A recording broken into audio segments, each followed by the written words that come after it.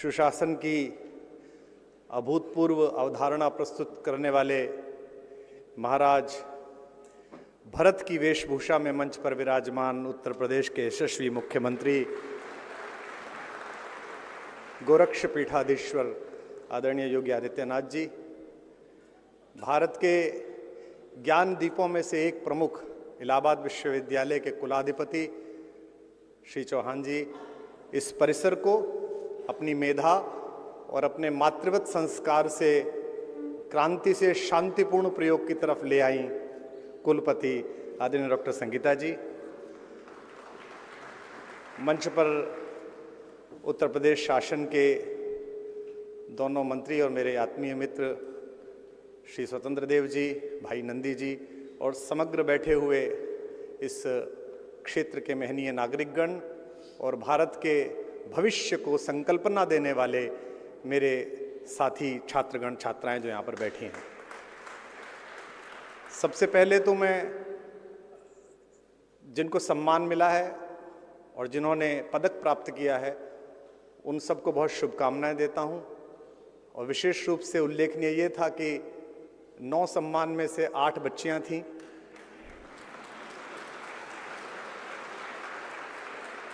एक ही युवक आ पाया, क्योंकि मैं अपने राजनीतिक मित्रों से कह रहा था कि लड़कों को तो तुम समाजवादी योजना पार्टी और भारतीय जनता युवा मोर्चा में ले गए, तो लड़के तो बचे कहाँ। बेटियों को बहुत बहुत शुभकामनाएं। ये मेरा सौभाग्य है कि इसी शहर की गलियों से अपनी चिंतना का प्रारंभिक स्वरूप गढ़ते हुए मैंने माँ भारती की हिंदी की सेवा का जो संकल्प लिया और कालांतर में भारतीय संस्कृति, सनातन धर्म और आध्यात्मिक चेतना के प्रसरण के लिए जो यत्किंचित में कर सका, वो इसी परिसर से, इसी क्षेत्र से उसकी दीप्ति मेरे अंदर आलोकित हुई।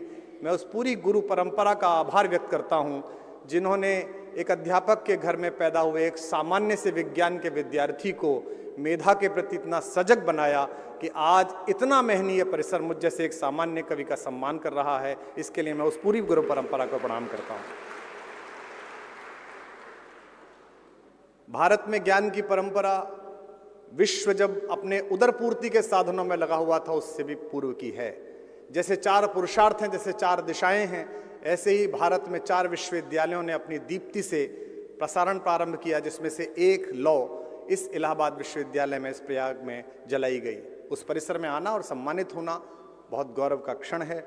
विशेष रूप से एक ऐसे व्यक्तित्व द्वारा यह सम्मान या उपाधि प्राप्त करना जिन्होंने अपना कृतसंकल्प जीवन भारत के लिए, माँ भारती के लिए, सनातन धर्म के लिए और युग धर्म के लिए समर्पित किया है।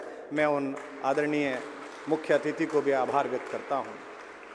जब आप सम्मानित होते हैं या आपको कोई उपाधि मिलती है या पुरस्कार मिलता है तो प्रसन्नता के साथ साथ उत्तरदायित्व बोध भी बहुत बढ़ जाता है। जितने भी विद्यार्थी यहाँ बैठे हैं उनको उस पिछली सीट से मंच तक पहुँचने के लिए जो संकल्प, जो साधना और जो समर्पण चाहिए, मैं आशा करता हूँ कि आज के दीक्षांत समारोह के बाद वो आपके प्राणों में उतरेगा, वह आपके प्राणों में प्रतिभाषित होगा।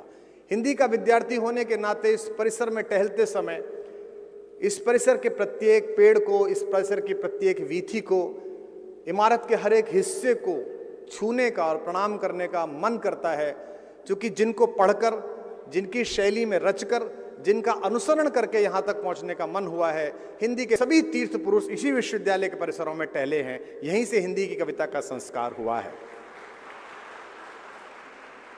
जब कभी सामने बैठे हुए हमारे मित्र हिंदी की मंचीय कविता के महंगे हो जाने का ताना मारते हैं तो मैं उनसे यही कहता हूँ कि मुझ जैसा एक सामान्य कवि जो केवल अक्षर जोड़ रहा है, जिसकी कोई अभी गति नहीं है, जो एक पंक्ति के योग्य भी नहीं हुआ है, कहीं ना कहीं एक समय ऐसा था कि जब महाप्राण निराला तक को भी उपेक्षा के गर्त में डाला गया। शायद मुझ जैसे व्यक्ति उसका ही बदला ले रहे हैं, उसकी ही पूर्ति प्रतिपूर्ति करने का काम कर रहे हैं। मैं समय की सीमा के अनुसार और मर्यादा के अनुसार आचरण करते हुए गुरु परंपरा के अतिरिक्त अपने माता पिता को विशेष रूप से आभार व्यक्त करता हूँ कि उन्होंने मुझ में संस्कार दिया। एक ऐसे पिता जिन्होंने प्रारंभ से हिंदी भाषा, संस्कृत दोनों के लिए अपना जीवन दिया, राष्ट्रीय स्वयंसेवक संघ के माध्यम से सामाजिक संकल्पना को जीने का मंत्र दिया और हमारे संस्कार उसी तरह पोषित किए। जब भी कोई सम्मान मिलता है तो मैं यही पंक्तियां दोहराता हूं, सुनाता हूं कि जाने मेरे कितने छल और कितने पाप छिपाए हैं, जाने मेरे कितने छल और कितने पाप छिपाए हैं, अपने अंतस में जो मेरे सब संताप छिपाए हैं, जिनके दिन और रात हुए मेरे आंसू मुस्कानों से, जिनके दिन और रात हुए मेरे आंसू मुस्कानों से, पत्थर भी हीरा बनकर चमका जिनके वरदानों से, पत्थर भी हीरा बनकर चमका जिनके वरदानों से, जननी और जनक के उन पावन चरणों का वंदन है, यह मेरा अभिनंदन भी तो उनका ही अभिनंदन है। इसी इलाहाबाद में नाकाम कैरियर और नाकाम मोहब्बत समेटकर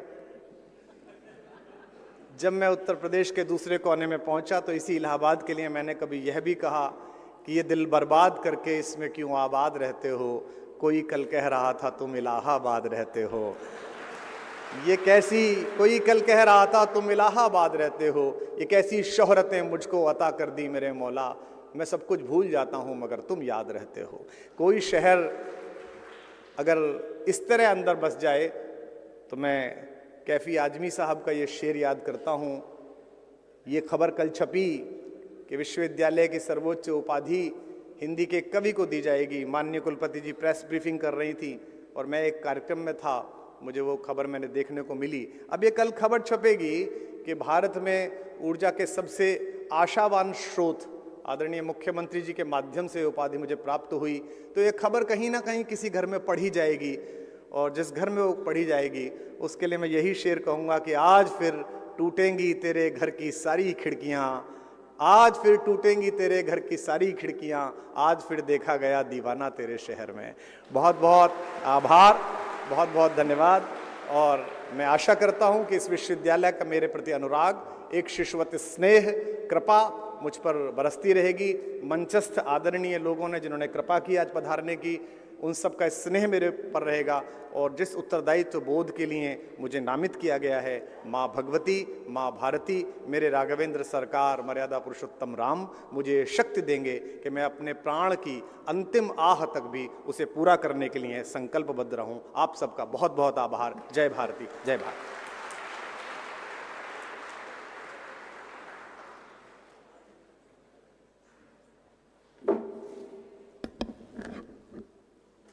आज हमारे बीच में गरिमामयी उपस्थिति माननीय मुख्यमंत्री जी श्री योगी आदित्यनाथ जी की है।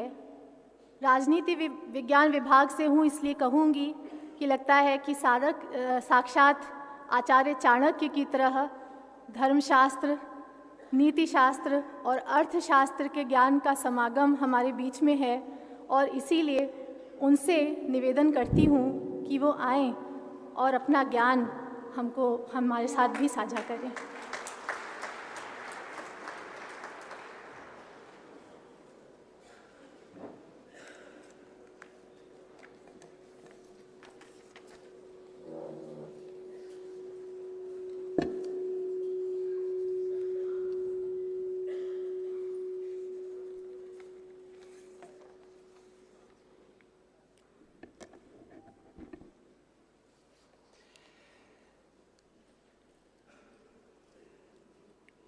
इलाहाबाद विश्वविद्यालय के 136वें दीक्षांत समारोह के आज के इस कार्यक्रम में विश्वविद्यालय के माननीय कुलाधिपति, नेशनल स्टॉक एक्सचेंज के अध्यक्ष श्री आशीष कुमार चौहान जी, विश्वविद्यालय की माननीय कुलपति प्रोफेसर संगीता श्रीवास्तव जी, उत्तर प्रदेश सरकार में मंत्रिमंडल के मेरे सहयोगीगण, श्री स्वतंत्र देव सिंह जी, श्री नंद गोपाल गुप्ता नंदी जी,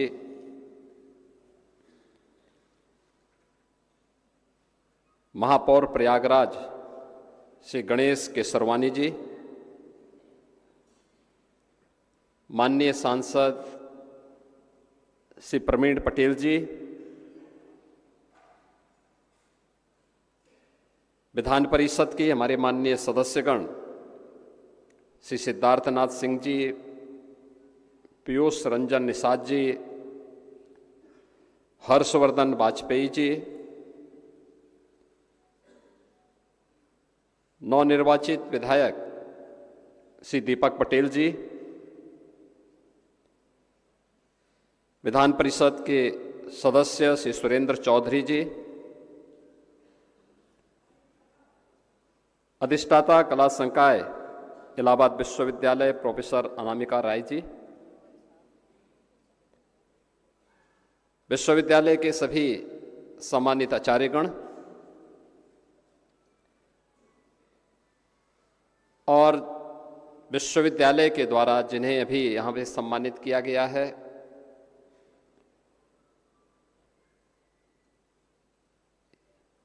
हिंदी जगत में जिन्होंने अपनी लेखनी के माध्यम से अपना एक अलग स्थान बनाया है, ऐसे डॉक्टर कुमार विश्वास जी और उपाधि प्राप्त करने वाले सभी मेरे प्रिय युवा साथी, छात्र छात्राएं,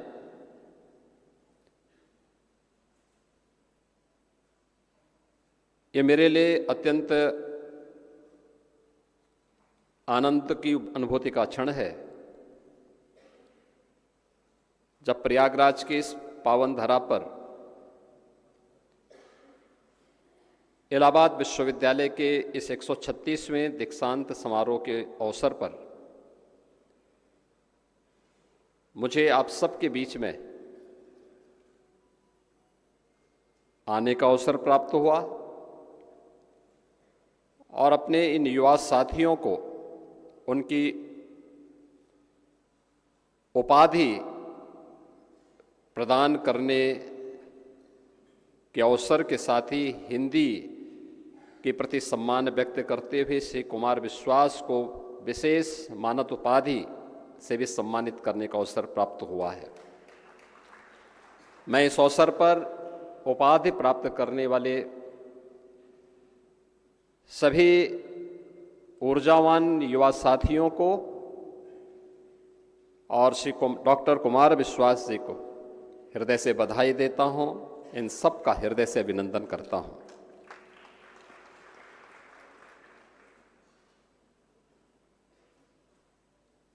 इलाहाबाद विश्वविद्यालय अपनी एक प्रतिष्ठा के लिए जाना जाता है और एक लंबे समय तक जीवन का ऐसा कौन सा क्षेत्र था जिस क्षेत्र में इलाहाबाद विश्वविद्यालय ने इस देश को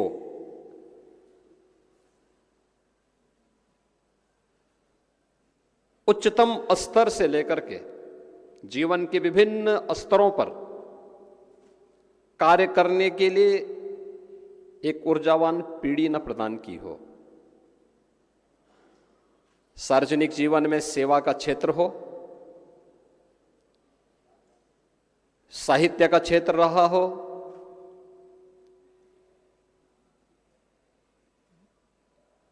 उत्कृष्टतम वैज्ञानिक देने का हो,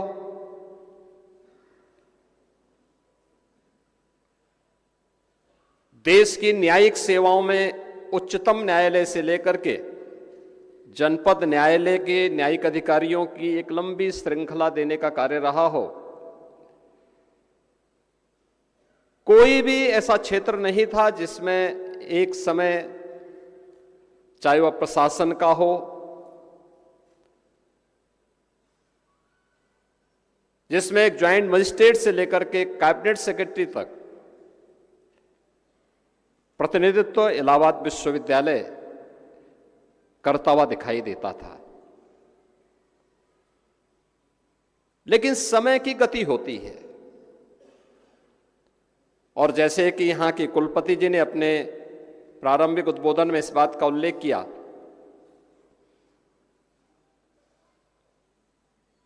क्या कभी इलाहाबाद विश्वविद्यालय ने इस बात का चिंतन किया कि कौन सी ऐसी परिस्थितियां हैं, क्या हम समय के उस प्रवाह के साथी बन पाए, क्योंकि कालचक्र तो किसी का इंतजार नहीं करेगा, उसकी गति तो निरंतर चलती रहेगी। और अगर हम उस गति से 10 कदम आगे बढ़ करके चलते हैं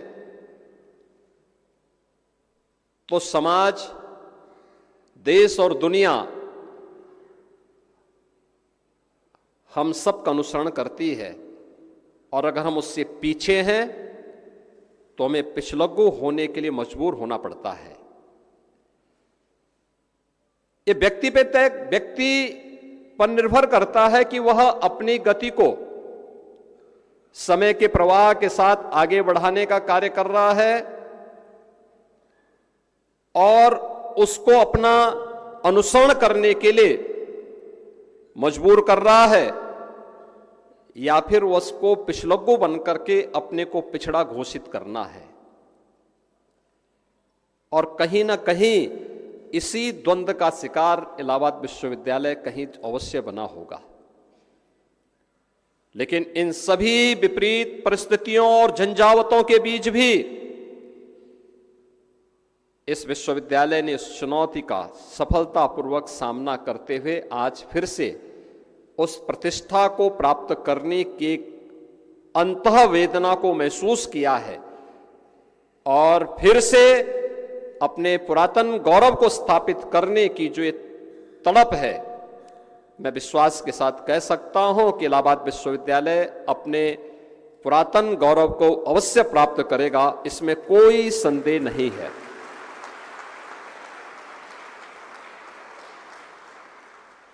मैं यहां पे कुछ बातें देख रहा था जब यहां पे विश्वविद्यालय के माननीय कुलाधिपति दीक्षांत उपदेश दे रहे थे। मित्रों, जब हम लोग दीक्षांत उपदेश की चर्चा करते हैं तो ये केवल दीक्षा का अंत नहीं है, एक नूतन शुरुआत होती है। और ये नूतन शुरुआत एक नए जीवन में प्रवेश करने की, और ये पहली बार नहीं है। हमारा देश तो भारत है, इसका मतलब ही है ज्ञान में रत रहने वाला देश। ये प्रयागराज है, दुनिया की सबसे प्राचीन गुरुकुल इसी प्रयागराज में महर्षि भारद्वाज के द्वारा स्थापित की गई थी।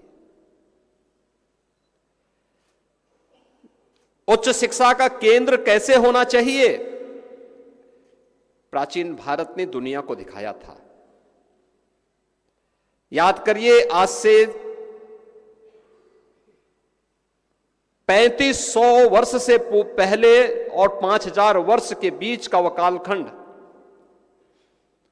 जब दुनिया के सर्वश्रेष्ठ दार्शनिक ग्रंथ के रूप में भारत की ऋषि परंपरा ने उपनिषदों की रचना की होगी,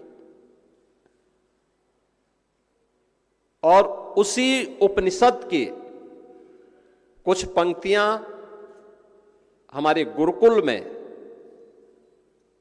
दीक्षांत उपदेश के रूप में अंगीकार की गई, जिसे हम तैत्तिरीय उपनिषद के रूप में बोलते हैं कि सत्यम वद धर्मम चर स्वाध्यायान्मान प्रमद सत्यान प्रमादितव्यम धर्मान प्रमितव्यम कुशलान प्रमितव्यम भूतेन प्रमितव्यम। यानी इन सभी बातों का उल्लेख करते हुए देव पितृ कार्याभ्याम न प्रमितव्यम मातृ देवो भव पितृ देवो भव आचार्य देवो भव अतिथि देवो भव। ये तैत्तिरीय उपनिषद का वह दीक्षांत उपदेश है जो हमारे गुरुकुलों में आज से नहीं हजारों वर्षों से अपनी शिक्षा पूर्ण करने के बाद एक नए जीवन में प्रवेश करने वाले छात्र को प्रदान किया जाता था। यानी कि सत्य बोलना, धर्म का आचरण करना, स्वाध्याय में प्रमाद न करना, सत्य से न हटना, धर्म से न हटना, कुशल कार्य में प्रमाद न करना, महान बनने के अवसर से वंचित न रहना,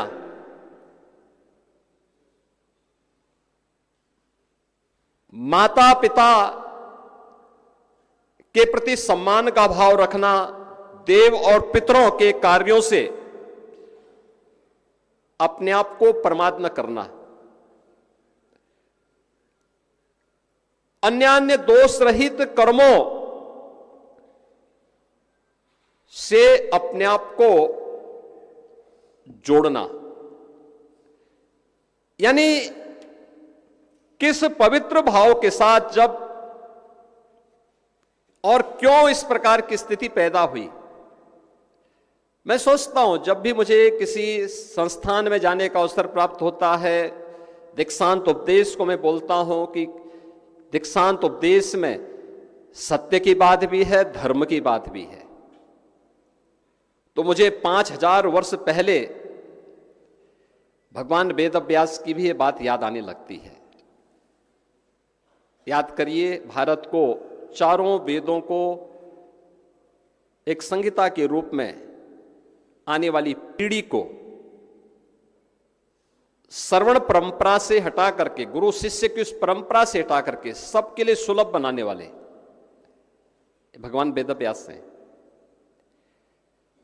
दुनिया का सबसे बड़ा प्रबंध काव्य महाभारत, 1 लाख श्लोकों का जो प्रबंध काव्य बना महाभारत, उस महाभारत की उस पूरी टीम को नेतृत्व प्रदान करने वाले भगवान वेद व्यास हैं।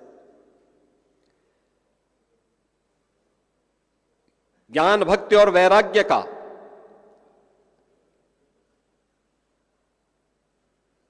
और कोई ऐसा सनातन धर्मावलंबी नहीं होगा जो अपने घर में या जिसकी इच्छा ये न होती हो कि श्रीमद् भागवत महापुराण की कथा मैं एक बार सुनूं।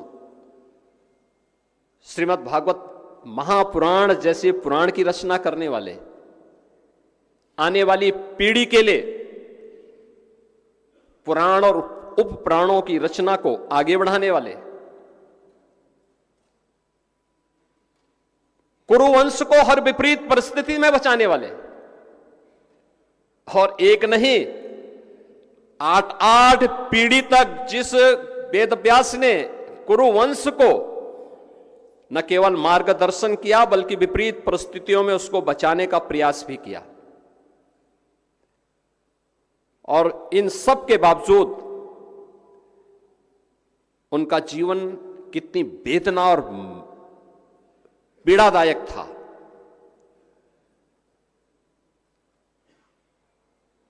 उस पीड़ा और वेदना के क्षणों में भी उन्होंने धर्म और सत्य के मार्ग से कभी अपने आप को अलग नहीं किया, लेकिन अंत में उनको भी बोलना पड़ा था कि ऊर्ध्वबाहुर विरोमेस्य न च कश्चित् शृणोति माम धर्मार्थ अर्थस्य कामस्य च किमर्थम न सेव्यते। यानी उनको भी कहना पड़ा था कि मैं बाहें उठा करके लोगों को समझा रहा हूं कि धर्म से ही अर्थ और काम की प्राप्ति होती है, इसलिए क्यों धर्म के मार्ग पर नहीं चलते। क्या भारतीय मनीषा ने धर्म को केवल उपासना विधि माना है? नहीं। कल भारत के संविधान का दिवस था।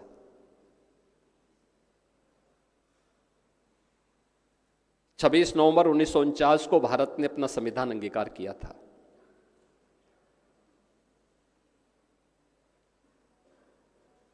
और 26 नवंबर 1949 को अंगीकार करने के बाद 26 जनवरी 1950 से लागू हुआ। 26 नवंबर 1949, 26 जनवरी 1950 से लेकर के जो संविधान की मूल प्रति है, उसमें कहीं भी पंथ निरपेक्ष और समाजवादी शब्द नहीं है।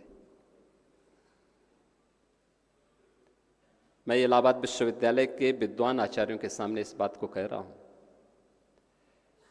हो सकता है संविधान की वो मूल प्रति आपके पास होगी,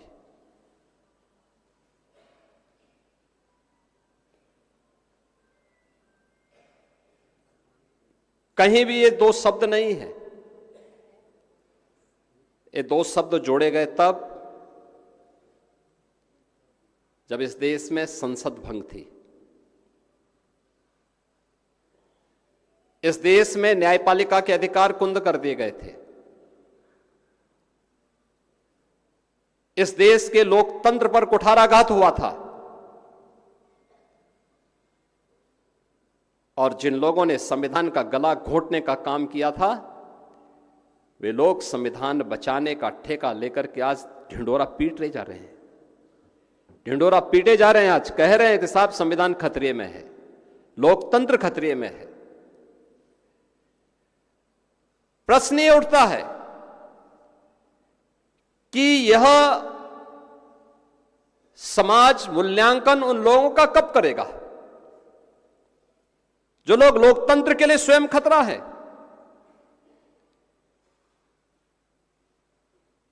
जिन लोगों ने संविधान पर अपनी मर्जी से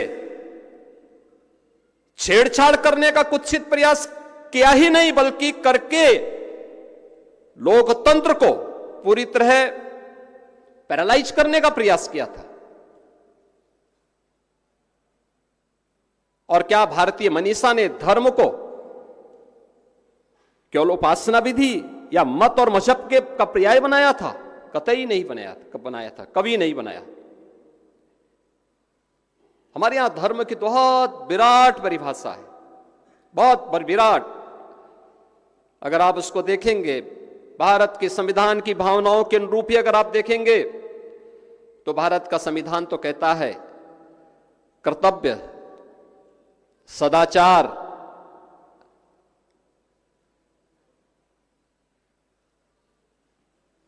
और नैतिक मूल्यों का जो प्रवाह है, जिस पर व्यक्ति और समाज का जीवन टिका है, वही धर्म है। हमारे दर्शन कहते हैं यतो अभ्युदय निःश्रेय से सिद्धि स धर्म, यानी धर्म वह नहीं है जिसको हम आज के दिन पे मान ले रहे हैं। धर्म जो हमारे अभ्युदय का यानी सांसारिक उत्कर्ष का, इस जीवन में सांसारिक उत्कर्ष का मार्ग प्रशस्त कर ले, और इस जीवन के बाद, क्योंकि जन्म लिया है तो व्यक्ति एक दिन मरेगा जरूर,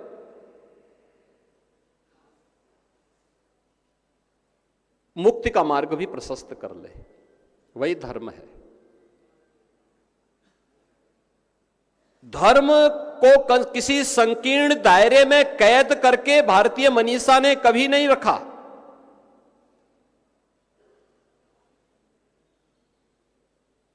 हमने सबको स्वीकार किया। पूरी दुनिया की मानवता के सामने जब भी संकट आया, भारत बाएं फैला करके खड़ा था कि आओ हमारे यहां शरण लो, हम तुम्हें शरण देंगे, तुम्हारी रक्षा करेंगे। हमने कभी अपने स्वार्थ के लिए किसी का हित नहीं किया। यह है सनातन धर्म, यह है भारत। और उस भारत में धर्म की व्याख्या कितने संकुचित दायरे में कैद करके अपने स्वार्थ के लिए भारत के संविधान की आत्मा पर ही कुठाराघात कर दिया जाता है। ऐसे शब्द घुसेड़ दे जाते हैं। वो पंथ निरपेक्ष से बढ़कर के अब वो धर्म निरपेक्ष हो गया। और फिर कहां तक जाएगा? एक पक्ष वह है हमारी युवा पीढ़ी के सामने, और मैं अपने युवाओं के सामने इसलिए कह रहा हूं क्योंकि युवा को हम कल का नहीं आज का नागरिक मानते हैं, और यही युवा कल का भविष्य भी है। युवा ने जब भी अंगड़ाई ली है कुछ नया जरूर हुआ है, लक्ष्य तक जरूर पहुंचे हैं। याद करिए जब भगवान राम ने संकल्प लिया होगा, निस्सरहीन करो मई भुज उठाए प्रण कीन, या जब श्री कृष्ण ने कंस के अत्याचार से तबाह मथुरा को अभय प्रदान करने के लिए, या उस कालखंड में अधर्म को सर्वथा समाप्त करने के लिए संकल्प लिया होगा कि परित्राणाय साधूनाम विनाशाय च दुष्कृताम, या जब पूरी दुनिया को निर्वाण का संदेश देने वाले बुद्ध, या आप दीपो भव के माध्यम से पूरी दुनिया को अंदर अपने अंदर झांकने की प्रेरणा देने वाले महावीर रहे हो, या फिर दुनिया के अंदर आप देखें, देश के अंदर जितनी भी बड़ी उस समय के क्रांतिकारी पैदा हुए, कोई उनसे पूछता था क्यों लड़ रहे हो, क्यों कर रहे हो ये, उनका एक ही संदेश होता था। पंडित राम प्रसाद बिस्मिल को गोरखपुर जेल में फांसी दी गई। उनसे पूछा गया कि अंतिम इच्छा, उन्होंने कहा कौन अंतिम इच्छा? उन्होंने एक पंक्ति लिख दी कि हे इस भारतवर्ष में 100 बार मेरा जन्म हो, कारण सदा ही मृत्यु का देशोपकारक कर्म हो। उन्होंने ये नहीं कहा कि मुझे मुक्ति मिले, उन्होंने ये नहीं कहा कि मुझे कोई रत्न मिले। एक ही बात थी, मातृभूमि के लिए, गुलामी की बेड़ियों को समाप्त करने के लिए। याद करिए जब वीर सावरकर को आजन्म कारावास की सजा हुई थी, एक नहीं दो आजन्म कारावास की सजा हुई थी। क्या उम्र थी वीर सावरकर की? 28 वर्ष। महाराणा प्रताप ने जब प्रथम युद्ध लड़ा था अकबर के खिलाफ, मात्र 22,000 की सेना थी महाराणा प्रताप के पास, और अकबर की सेना 1 लाख से अधिक थी। हल्दी घाटी का युद्ध होता है, महाराणा प्रताप की उम्र थी मात्र 27 वर्ष। छत्रपति शिवाजी महाराज ने जब हिंदवी साम्राज्य की स्थापना की थी, क्या उम्र थी छत्रपति शिवाजी महाराज की? गुरु गोविंद सिंह जी महाराज के 4 साहबजादे भारत के लिए, धर्म के लिए शहीद हुए, क्या उम्र थी उनकी? साहबजादा अजीत सिंह, फतेह सिंह, जुझार सिंह, जोरावर सिंह 7 वर्ष, 9 वर्ष, 11 वर्ष, 14 वर्ष।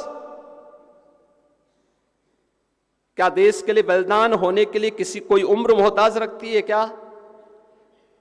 और यही कहने के लिए आज मैं आपके बीच आया हूं, आपसे कहने के लिए कि हमारी युवा पीढ़ी 2 तरीके से, एक आपका आदर्श कौन? समाजवाद के नाम पर परिवारवाद की चाटुकारिता करने वाले। क्या कहा था डॉक्टर राम मनोहर लोहिया ने? सच्चा समाजवादी वह जो संपत्ति और संतति से के मोह से दूर हटकर के कार्य कर सके। क्या ये लोग रह पा रहे हैं? या एक परिवार का गुलाम बन करके उनकी चाटुकारिता कर रहे हैं? क्या यही समाजवादी आंदोलन है? कहां जयप्रकाश का आदर्श चला गया? कहां आचार्य नरेंद्र देव जी का आदर्श चला गया? कहां डॉक्टर राम मनोहर लोहिया जी का आदर्श चला गया? देश के अंदर रामायण मेलों की शुरुआत तो डॉक्टर राम मनोहर लोहिया ने की थी। तुम मुझे खून दो, मैं तुम्हें आजादी दूंगा, नेताजी सुभाष चंद्र बोस का उद्घोष। कौन ऐसा भारतीय होगा जो जाति, मत और मजहब से ऊपर उठ करके इसको अंगीकार न किया हो? और इसीलिए मैं आज आपसे कहने के लिए आया हूं, एक और हमारा युवा पीढ़ी देश के बारे में क्या सोचता है, आज उसे जब सोचना होगा तो उन्हें इन महापुरुषों के बारे में एक बार इनके उद्घोष को भी अंगीकार करना होगा। और ये सभी युवा हैं। और दूसरी तरफ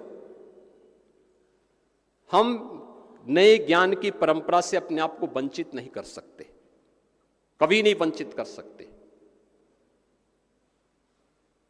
हर नया ज्ञान अपने आप में एक विज्ञान होता है, उससे आप अपने आप को दूर नहीं कर सकते। जब भी आप उससे अपने आप को दूर करेंगे तो आपके लिए स्वयं भी आने वाले समय के लिए आप स्वयं के लिए बैरियर खड़ा कर रहे हैं। उस बैरियर से अपने आप को बचाना है। हमें समय के प्रवाह के साथ अपने आप को तैयार करना होगा, उसके साथ आगे बढ़ना होगा, क्योंकि यह समय की गति बड़ी निराली है। जो उसके साथ नहीं बढ़ पाता है तो समय उसकी दुर्गति कर देता है। हमें दुर्गति का शिकार नहीं बनना है, हमें तो उस प्रवाह के साथ 10 कदम आगे बढ़ करके चलना है। तमाम लोग नई बातों को, नए रिफॉर्म को अंगीकार नहीं कर पाते। कोई चीज नयापन आता है, लोग उसका विरोध करने के लिए झंडा लेकर के निकल पड़ते हैं। याद रखना, हमें अपने आप को तैयार करना होगा इस कार्य के लिए।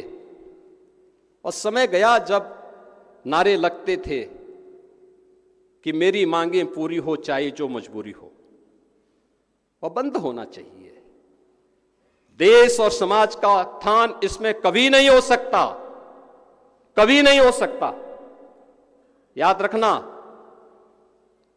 हमारा एक एक क्षण, एक एक पल राष्ट्र धर्म के लिए समर्पित होना चाहिए। हमें नए ज्ञान से ओतप्रोत होना होगा। इलाहाबाद विश्वविद्यालय को फिर से जीवन के प्रत्येक क्षेत्र में युवाओं की एक उत्कृष्ट टीम को नेतृत्व प्रदान करना पड़ेगा, उसे आगे बढ़ाना पड़ेगा। और मैं इस बात को भी स्पष्ट उल्लेख करूं, मैं हम लोग चाहते हैं, प्रधानमंत्री जी ने भी इस बात का उल्लेख किया है, बार बार उन्होंने कहा कि राजनीति में अच्छे और पढ़े लिखे युवाओं को आना चाहिए। और विश्वविद्यालयों को भी तय करना चाहिए कि छात्र संघ की जगह क्या हम विश्वविद्यालयों में युवा संसद की का गठन कर सकते हैं। ये युवा संसद जिसमें हर क्लास में तय होना चाहिए कि पहले ही वर्ष में कोई छात्र चुनाव लड़ने के लिए ना आने पाए, लेकिन हर क्लास में पहले प्रतिनिधि चुने जाएं और फिर उन प्रतिनिधियों में तय किया जाए कि कौन दूसरे तीसरे ईयर्स में या फिर पीजी के कौन से छात्र चुनाव के मैदान में अपने आप को तैयार कर सकते हैं, कौन चुनाव लड़ेंगे। मेरिटोरियस छात्र, जीवन के अलग अलग क्षेत्र में कार्य करने वाले वे छात्र जो समाज को दिशा दे सकते हैं, वे लोग जाएं। अन्यथा मैं एक बार देख रहा था, एक विश्वविद्यालय में छात्र संघ का एक पदाधिकारी मुझे मिला, तो मैंने कहा भैया, मैंने कहा तुम्हारी तो उम्र बहुत ज्यादा लग रही है। तो तब मुझे किसी ने बताया कि साहब ये इस समय छात्र संघ का उपाध्यक्ष है और इनका पुत्र भी बीए में पढ़ रहा है। अब मुझे बताओ कि जिसका पुत्र बीए में पढ़ रहा हो उसी विश्वविद्यालय में वो छात्र संघ का पदाधिकारी बन रहा है। यानी जैसे कि छात्र संघ का पदाधिकारी बनने के लिए ही वह विश्वविद्यालय में प्रवेश लिया है। आखिर उसकी भी तो एक सीमा होनी चाहिए। उस सीमा का अतिक्रमण तो नहीं होने देना चाहिए। विश्वविद्यालय शोध का केंद्र, जिसको लंबे समय तक रहना है, छात्र की कोई उम्र हम तय नहीं कर सकते, लेकिन कोई लंबे समय तक विश्वविद्यालय में रहने का इच्छुक है, वो शोध करे, उसको आप करने दीजिए। लेकिन छात्र संघ के चुनाव को लड़ने के लिए तो एक समय सीमा तय करनी ही पड़ेगी और युवा संसद का गठन होना चाहिए, लेकिन ये सभी एक समय में एक साथ हो। चुनाव का समय क्या है? आप सत्र नियमित करिए, 15 अगस्त से लेकर के 25 अगस्त के बीच में तय कर लीजिए कि इस दौरान सभी प्रवेश की प्रक्रिया को पूरा करते हुए हम छात्र संघ का चुनाव करवा देंगे।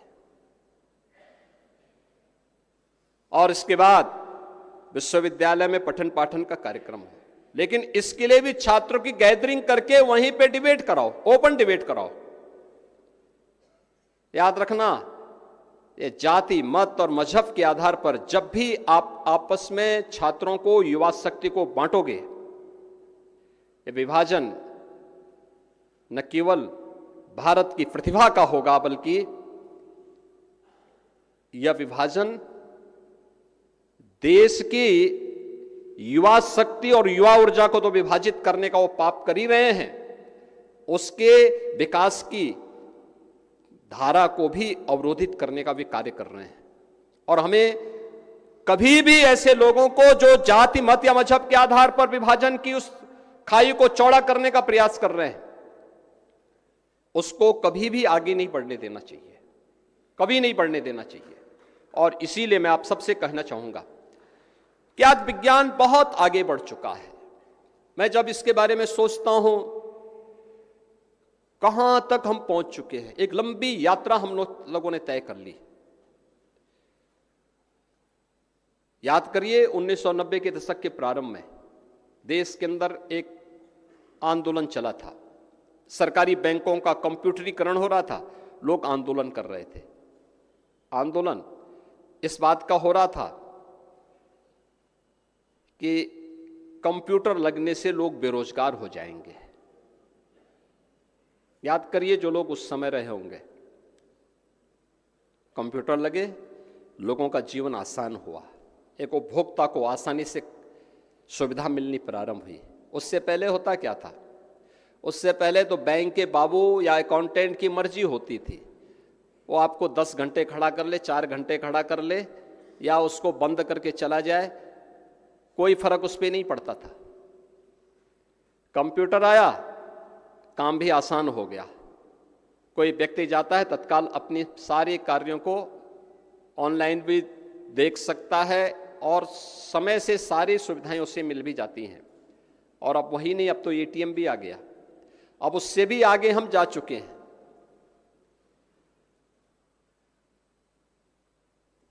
विरोध बंद हो गया, एक समय के बाद अपने आप बंद हो गया। समाज को स्वीकार करना पड़ा था, हमें सुविधा चाहिए, समाज को सुविधा चाहिए, उसको ईज ऑफ लिविंग चाहिए। सुविधा मिली और खुश होकर के आगे बढ़ गया। आज ई ऑफिस पे पहुंच चुके हैं। हर व्यक्ति देश के अंदर, प्रदेश के अंदर, ग्राम पंचायत के अंदर, विश्वविद्यालय में, अन्य संस्थानों में क्या कुछ हो रहा है, उन सब का अवलोकन कर सकता है, कहीं कोई समस्या नहीं। विश्वविद्यालय में आप ई लाइब्रेरी देख रहे होंगे। पहले विश्वविद्यालय में कोई छात्र बुक्स मांगता था, रेफरेंस बुक्स उसको चाहिए, कम होती थी, एक समय के लिए मिल पाती थी, पूरी नहीं मिलती थी, बामुश्किल 2-3 पुस्तकें एक बार में मिल पाती थी। आज तो आप जाइए, ई लाइब्रेरी में जाइए, जो कुछ भी आपको डाउनलोड करना है सब कुछ आपको प्राप्त हो सकता है। टेक्नोलॉजी नहीं होती तो क्या ये प्राप्त हो पाता है? क्या उसकी कोई सीमा है? कोई सीमा नहीं, जितना कोई लेना चाहता है ले सकता है।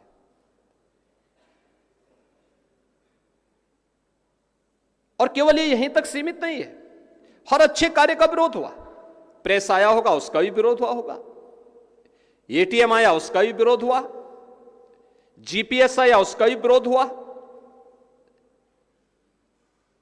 और आज चलते चलते हम कहां पहुंच गए? चैट जीपीटी पे पहुंच गए।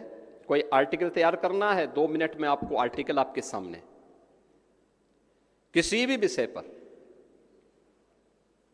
इससे ज्यादा समय नहीं लगेगा।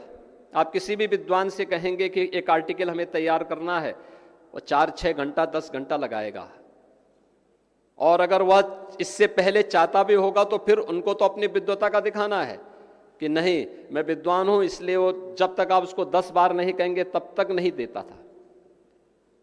लेकिन अब आप उसको 2 मिनट में ही टेक्नोलॉजी आपको दिखा देगा कि नहीं, आपको विषय में ये आपका रेफरेंस मैटर है, आप इसके अनुसार अपना आलेख तैयार कर लीजिए।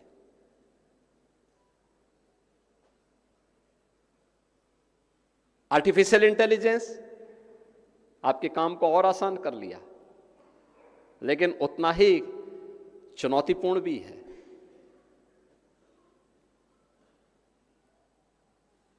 उतना ही आपके सामने चुनौतियां भी आई हैं। एआई और ऑटोमेशन के बाद हम लोग क्रिप्टो करेंसी की तरफ भी जा चुके हैं, इंटरनेट ऑफ थिंग्स की तरफ भी जा चुके हैं,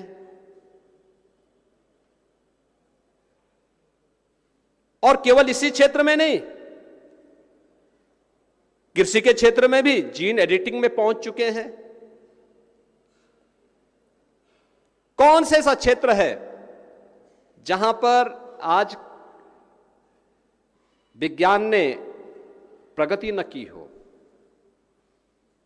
और अगर हम इससे अपने आप को अलग करते हैं तो हम अपने आप भी अपने साथ भी अन्याय कर रहे हैं और आने वाली पीढ़ी के साथ भी अन्याय कर रहे हैं। इलाहाबाद विश्वविद्यालय की अपनी एक गौरवशाली परंपरा रही है, जो मैंने पहले भी कहा कि जीवन के प्रत्येक क्षेत्र में एक नेतृत्व वर्ग इस विश्वविद्यालय ने दिया है। यह सच है कि हर नया ज्ञान हो या विज्ञान हो या प्रौद्योगिकी हो, उसकी अपनी चुनौतियां भी होती हैं। यह ज्ञान, यह चुनौती एक दूसरे के पूरक बनते हैं, बशर्ते कि वह सदुपयोग भी हो सकता है और उसका दुरुपयोग भी हो सकता है। अच्छे हाथों में जाएगा तो सदुपयोग होगा, गलत हाथों में जाएगा उसका दुरुपयोग होगा। परमाणु ऊर्जा के भी यही थे, उसके दोनों हेतु बने हैं। उससे ऊर्जा भी बन सकती है और उससे एटम बम भी बन सकता है। गलत हाथों में जाएगा, एटम बम से मानवता का नुकसान करेगा। अच्छे हाथों में जाएगा, लोगों को बिजली, सस्ती बिजली मिलेगी। यह तो उस व्यक्ति पे निर्भर करता है जो इस तकनीक को अपना रहा है। उसके सुरक्षात्मक उपाय भी आवश्यक है, और इन सभी के साथ जुड़ते हुए जब आप सत्य और धर्म के पथ पर चलते हैं तो आपको ज्ञानवान होने के साथ साथ शीलवान भी बनाता है। और शीलवान आपको, मनुष्य को मनुष्य बने रहने की प्रेरणा प्रदान करता है। एक मनुष्य को अपनी मानवीय गुणों के माध्यम से लोक कल्याण का मार्ग और उसके माध्यम से इस सृष्टि के कल्याण का मार्ग प्रशस्त करना है, या फिर उसको अपनी दानवी प्रवृत्ति से मानवता के कल्याण के गर्त पर उसको ले जाना है, यह उस पर निर्भर करता है। और इसीलिए आज के इस अवसर पर जब हम लोग इलाहाबाद विश्वविद्यालय के 136वें दीक्षांत समारोह के अवसर पर आए हैं, हमें प्रसन्नता है कि विश्वविद्यालय फिर से अपने पुरातन गौरव को प्राप्त करने के लिए एक नई तड़प के साथ आगे बढ़ा है। और यह तड़प उसी प्रकार से हम लोगों को दिखाई देती है जैसे प्रयागराज में महाकुंभ 2025 को एक दिव्य और भव्य कुंभ के रूप में स्थापित करने की एक तड़पन प्रयागराज के पास फिर से हम सबके सामने दिखाई दे रही है। मैं इस अवसर पर यहां के विश्वविद्यालय के छात्रों से कहूंगा कि प्रयागराज कुंभ के भी अलग अलग पक्ष को लेकर के आपको भी अपने शोध को आगे बढ़ाना चाहिए, अपने कार्यक्रमों को आगे बढ़ाना चाहिए। कुंभ या माघ मेला प्रयागराज की दृष्टि से क्या है? आध्यात्मिक और धार्मिक लाभ तो उसके हैं, लेकिन यहां की अर्थव्यवस्था पर, यहां के रोजगार पर, यहां के विकास पर इसका प्रभाव क्या पड़ता है? ये सब बातों को अगर हम इसके साथ जोड़ करके देखेंगे तो मुझे लगता है कि आपके लिए एक नया चीज बनेगा। वो एक स्टडी इस पर होनी चाहिए। दुनिया भर के तमाम विश्वविद्यालय स्टडी करते हैं, इस विश्वविद्यालय को भी इस दिशा में आगे बढ़ना चाहिए। यहां पे माघ मेला हर वर्ष होता है, हर 6 महीने में कुंभ होता है, और महाकुंभ 12 वर्ष की अवधि में यहां पर आयोजित होता है। इन सभी कार्यक्रमों को अगर हम इसके साथ जोड़ेंगे तो वह हमें एक नई दिशा की ओर अग्रसर करने के लिए प्रेरित करेगा। और जीवन के प्रत्येक क्षेत्र में मां गंगा की पवित्र धारा है, ये त्रिवेणी है। वैसे भी प्रयागराज की त्रिवेणी हम सबको एक नई प्रेरणा प्रदान करती है। प्रयागराज गंगा, यमुना और सरस्वती की त्रिवेणी का संगम तो है ही। यहां पर विश्वविद्यालय का ये उत्कृष्ट माहौल, और लाखों बच्चे प्रतियोगी परीक्षाओं की तैयारी के लिए यहां पर पूरे मनोयोग से पढ़ करके आगे बढ़ता है। और यहां के बारे में कहा जाता है कि जिस भाव से जो छात्र यहां आता है उसी भाव के अनुरूप उसे सफलता भी प्राप्त होती है, उसी भाव के साथ उसे सफलता प्राप्त होती है। कि भाग्य में प्रयागराज नहीं था, प्रयागराज ने उन्हें जीवन दिया, एक दिशा दी। वे वापस अपनी मातृभूमि की ओर गए और उन्होंने वहां से अपना केंद्र बिंदु बनाकर के पूरे देश के अंदर आज छा गए, साहित्य जगत में छा गए। कौन ऐसा व्यक्ति होगा भारत या हिंदी प्रेमी, कौन ऐसा दुनिया का नहीं होगा जो डॉक्टर कुमार विश्वास को न सुनना चाहता होगा। उनकी कलम की धार ने, उनकी लेखनी ने उन्हें पहचान दिलाई, लेकिन उन्होंने विश्वविद्यालय को स्मरण किया। छात्र संघ या फिर इस प्रकार की गतिविधियों को सकारात्मक भाव के साथ हम कैसे देखें? विश्वविद्यालय के पुरातन छात्रों को जोड़ने की व्यवस्था को हम फिर से कैसे आगे बढ़ा सकते हैं? और पता नहीं क्यों हमारे संस्थान अपने पुरातन छात्रों को अपने साथ जोड़ने में कोताही बरतते हैं। अगर हम उसको फिर से जोड़ सके तो बहुत कुछ हम लोग अर्जित कर सकते हैं, प्राप्त कर सकते हैं। विश्वविद्यालय की भौतिक प्रगति में, विश्वविद्यालय के अंदर एक नए माहौल को पैदा करने में, विश्वविद्यालय की गति को और तेजी के साथ आगे बढ़ाने में वह काफी मददगार हो सकता है। और उस दिशा में, उस सार्थक पहल के लिए मैं विश्वविद्यालय का आह्वान करूंगा। मुझे प्रसन्नता है कि माननीय कुलपति जी के नेतृत्व में इलाहाबाद विश्वविद्यालय लगातार प्रगति के नित नए प्रतिमान स्थापित करते हुए आगे बढ़ रहा है। और मुझे पूरा विश्वास है कि जो जनता की भावनाएं हैं, जिसके लिए इलाहाबाद विश्वविद्यालय जाना जाता था, उत्कृष्ट अकादमिक माहौल बनाने के लिए, जीवन के प्रत्येक क्षेत्र में उत्कृष्ट शोध के लिए, उत्कृष्ट नवाचार के लिए, अलग अलग पक्षों को लेकर के होने वाले विभिन्न जो स्टडीज हैं, उन सब का एक उत्कृष्टतम केंद्र के रूप में विश्वविद्यालय फिर से अपने आप को स्थापित करेगा। इस विश्वास के साथ जिन छात्र छात्राओं को आज यहां पे डिग्रियां प्रदान की गई हैं, मैं देख रहा था उसमें से यहां पे डॉक्टर कुमार विश्वास जी ने भी कहा कि 9 छात्रों को मंच पर प्रदान की गई डिग्री, उनमें से 8 बालिकाएं थी। एक अच्छा परिणाम, अच्छा था, और उनमें एक उत्साह भी है।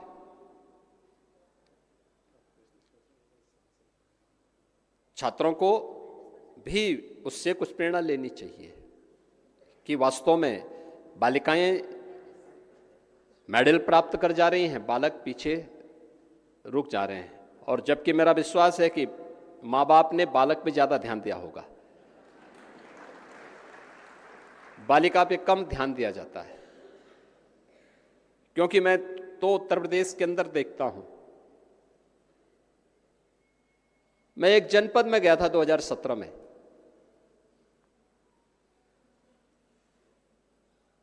छोटे छोटे बच्चे स्कूल जा रहे थे, बेसिक शिक्षा स्कूल में जा रहे थे। मैंने गाड़ी रोकी, यही नवंबर दिसंबर का महीना रहा होगा। मैंने वहां पर एक बालिका थी, कपड़े भी फटे थे, तीसरी चौथी क्लास की बच्ची थी, नंगे पैर थी, कंधे में एक झोला उसने टांगा हुआ था। तो मैंने उससे पूछा, मैंने कहा कहाँ जा रही हो? कहा स्कूल। मैंने कहा तुम कितने भाई बहन हो? कहा कि हम 3 भाई बहन हैं, 2 भाई हैं, एक मैं हूं। तो मैंने कहा भाई स्कूल नहीं पढ़ते? कहा नहीं, वो भाई हैं ना तो दूसरे स्कूल में गए हैं। तो मैं नहीं समझ पाया कौन दूसरा स्कूल। तो उसने कहा मुझे, कहा कि वो अंग्रेजी स्कूल में पढ़ते हैं। और मैंने कहा आप? कहा कि मुझे जो है सरकारी स्कूल में भेजा गया है। मैंने कहा तुम्हारे पैर में चप्पल नहीं है, कपड़े भी तुम्हारे फटे पुराने हैं, तुम्हारे भाइयों के पास भी ऐसे ही है। तो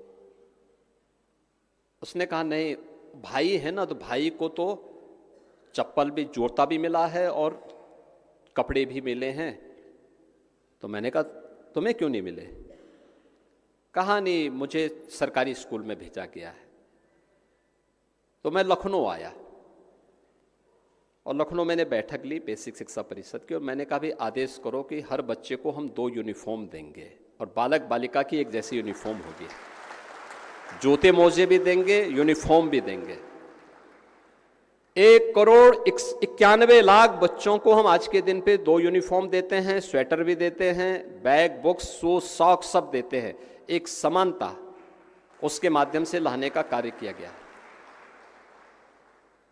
याद रखना, जब तक हम समानता नहीं लाएंगे, बालक और बालिकाओं के बीच के विभेद को समाप्त नहीं करेंगे, प्रगति नहीं होगी।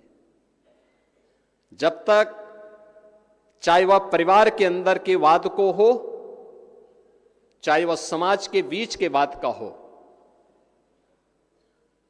जब तक इस पर कठोर प्रहार नहीं होगा, तब तक प्रगति हमारी बाधित होती रहेगी। और उसी कठोर प्रहार के लिए हम सबको तैयार होना होगा। हमारे अकादमिक संस्थानों को, हमारे विश्वविद्यालयों को वर्तमान की इन चुनौतियों से जूझने के लिए युवा पीढ़ी को तैयार करना होगा। वह समय गया जब समाज की खाई को चौड़ा करके लोग अपना उल्लू सीधा करते थे। अब उससे काम नहीं चलने वाला है। हमें दुनिया को देखना होगा, हमें देश की प्रगति के साथ अपने आप को तारतम्य स्थापित करते हुए आगे बढ़ना होगा। और इस देश से राष्ट्रीय शिक्षा नीति आदरणीय प्रधानमंत्री जी की प्रेरणा से आप सबको प्राप्त हुई है। राष्ट्रीय शिक्षा नीति एक नए भारत की दिशा में एक महत्वपूर्ण कदम है। जब ये देश अपनी आजादी का शताब्दी वर्ष मना रहा होगा 2047 में, तब कैसा भारत हमें चाहिए? उस भारत के सपने को साकार करने की एक अभिनव यात्रा है। और शिक्षा जगत को, हमारे युवाओं को उसके साथ तारतम्य स्थापित करते हुए आगे बढ़ना होगा, अपने आप को तैयार करना होगा।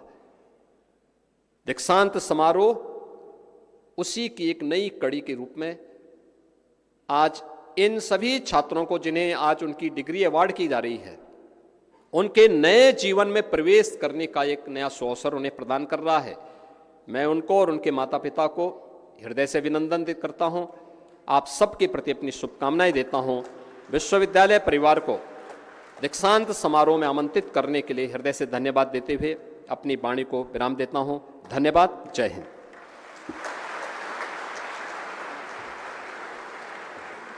एक सदाचारपूर्ण देश के निर्माण के सशक्त संदेश के साथ मुख्यमंत्री जी ने हमें जो संदेश दिया है, हम उसके आभारी हैं और ये संकल्प लेते हैं कि इस विश्वविद्यालय को उच्च शिक्षा के एक बहुत ही श्रेष्ठ संस्थान के रूप में हम फिर से विकसित करेंगे। इसी के साथ मैं माननीय कुलपति महोदया से निवेदन करती हूँ कि वे ये दीक्षांत समारोह के समापन की घोषणा करें। हम इस दीक्षांत समारोह के अभीष्ट तक पहुँच रहे हैं। माननीय कुलपति महोदया।